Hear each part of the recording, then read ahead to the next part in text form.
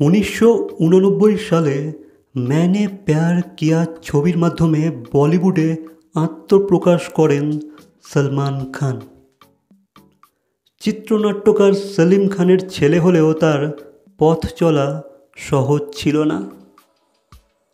পরিচালক সুরজ বরজাতিয়া প্রথমে তাকে নায়ক হিসাবে মানতে চাননি। ছোটোখাটো চেহারা দেখে সংশয়ে ছিলেন তিনি। কিন্তু সলমানের ছবি দেখার পর সুরজের ধারণা বদলায়। ক্যামেরার সামনে সলমানের উপস্থিতি তাকে মুগ্ধ করে।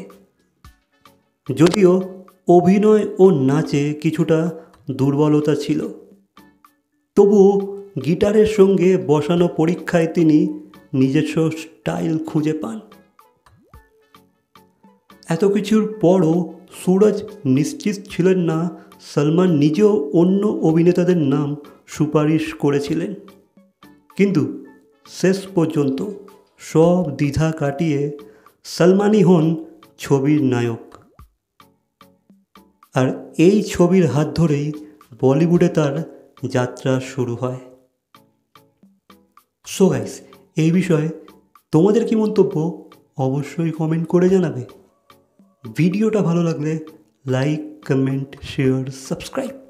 তো দেখা হচ্ছে পরবর্তী কোনো ভিডিওর সাথে। Till then, by.